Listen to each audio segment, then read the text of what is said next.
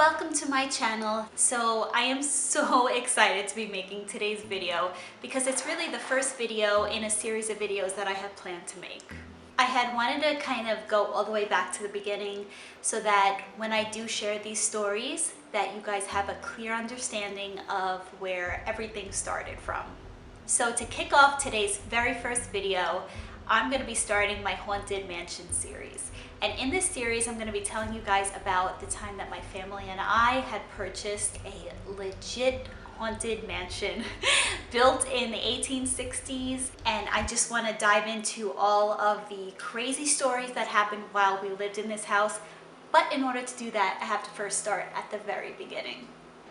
Okay, so a little bit of background on my family.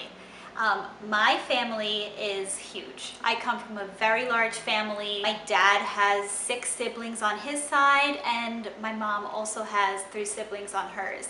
So coming from such a large family, you know, I had a ton of cousins. We were all around the same age. It was amazing. We all grew up together, and it was just like the most perfect childhood. So when my father and his family were younger, they owned a house that they all shared together, and they wanted to go ahead and do the same thing for their children. So they had done a lot of research. They knew what area they wanted it to be in. So they knew it had to be a big house because there were going to be so many families sharing it, so many children just there to visit. So they knew the size of the house that they had wanted. And when they had come across the house that we decided to purchase, they knew that the size was perfect, the location was perfect, and they were dying to take a look at the house. So they went ahead, and once they made the decision to schedule an appointment with the realtor, they moved forward with that, and they decided to go on the tour of the house. Okay, so to try and explain what the house looked like, I'm gonna go through a virtual tour with you guys, and I'm also gonna include pictures so that you can really just kind of make the house come alive. So the front of the house actually overlooked a lake, and it had this huge, beautiful porch, which you were kind of like sitting on a mountain. So you were elevated when you were on this porch. So it was a beautiful lookout. Now in the back of the house was actually where the main entrance was. So the main entrance were these 2 beautiful doors. They were like 15 feet high. They were surrounded by stained glass, and they pulled out, and that was really how you were supposed to enter the house. Now if you go through those main doors, on the left is your kitchen, which also had a secret staircase which led to the maid and butler's quarters on the 2nd floor. But I'm getting ahead of myself. So now we walked in through the main entrance, and from there you're in the grand ballroom, great room area. So now to describe this grand ballroom, great room, when you walked in, you just saw a wall full of windows with stained glass, which outlooked to the lake. The ceilings were 25 foot high. There were 2 giant fireplaces. Each of them had the cherub tiles on them. I mean, when you think of a Victorian fireplace, that's exactly what they were. They were so amazing. And not only were the ceilings 25 foot high, but just the size of the room, I mean, it was huge. When you think of like the size of a ballroom, that's exactly how big this room actually was. Everything was dark wood. Some of it was actually painted black, so it had that very dark Victorian feel to it. So now, once you're in the great room, your option would be to either go back to the kitchen, or you can go up to the 2nd and 3rd floor. Now, in order to get to the 2nd and 3rd floor, you had to go up the grand staircase. The grand staircase was this huge Gothic wooden staircase. It had 3 different landings on it. So you would go up a small landing and then head up the large set of stairs, which led you to the 2nd floor.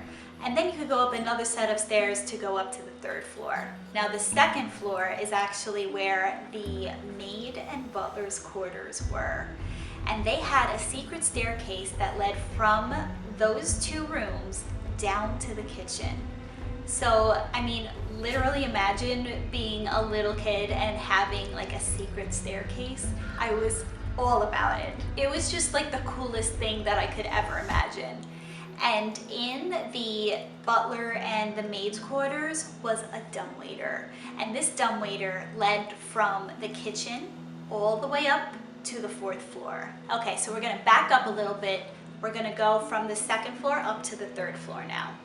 Now the 3rd floor was a very dark hallway which led to all of the bedrooms where my family and I used to sleep. My family's room was up there, my cousins, my grandmother's room. There was another bedroom that my other cousin slept in, and then another foyer with another large fireplace. Now from the foyer on the 3rd floor was a winding staircase through a secret door which led to the 4th floor. Now on the 4th floor, it was another huge ballroom type of space. And that was the very top where the dumbwaiter would reach. It didn't go up to the 5th floor because the 5th floor was actually a widow's watch. So it had a very narrow staircase which led you to the top room of the house where you could basically look out and have full view of what you were surrounded by.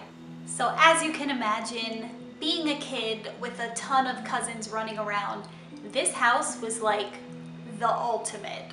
And now I look back and I'm like, it's no wonder I'm obsessed with Halloween and everything scary and creepy and gothic. It's because I grew up all around it and it just became like a part of me. So let's get into the story on how we actually wound up purchasing the house and what we found out during that process. So once we saw the house, we knew that we had wanted to take a personal tour. And I'm saying we, like I was actually there, but I wasn't even born yet. So this was like right before I was actually born. So they had decided that they had wanted to view the property. So they called up the real estate agent and they set a date to go visit. So they pull up to the house and obviously just blown away. They started to go through the tour. Now, as they were walking through the house, of course, the realtor was telling them all the history of the house, when it was built, who had built it, the family that had lived there and had decided to open up the hotel when it was first built, just kind of filling them in on all this rich history that the house had held. So they found out that it was, in fact, a hotel in the 1800s. The hotel used to house people who would stay, who would come visit the lake. It was more of like a luxurious place to come visit. The hotel was even equipped with entertainment. There was a man that they had hired to play piano for the guests and provide music and entertainment in the grand ballrooms. So it was kind of like the happening place to be back in the 1800s. So the realtor is telling my family all about this information, and you know, natural progression of the conversation goes back to who now owns the house and why are they selling. So the realtor winds up telling my family that the family that lives there now owned the house for quite a few years, and recently they were doing some spring cleaning at the time in the grand ballroom. They were both adults, it was a mother and a daughter, and as they were cleaning, something caught their attention on the grand staircase in the grand ballroom. So the mother and the daughter see something out of the corner of their eye standing on the landing of the grand staircase. So they both look and see the ghost of a man. Now, they did not believe in ghosts. They had lived in the house for years and never had any kind of experience, but they were literally looking at the silhouette of a man standing on their staircase. And it wasn't a solid man, it was kind of a shadowy figure, but they can clearly see that there was some sort of presence standing there.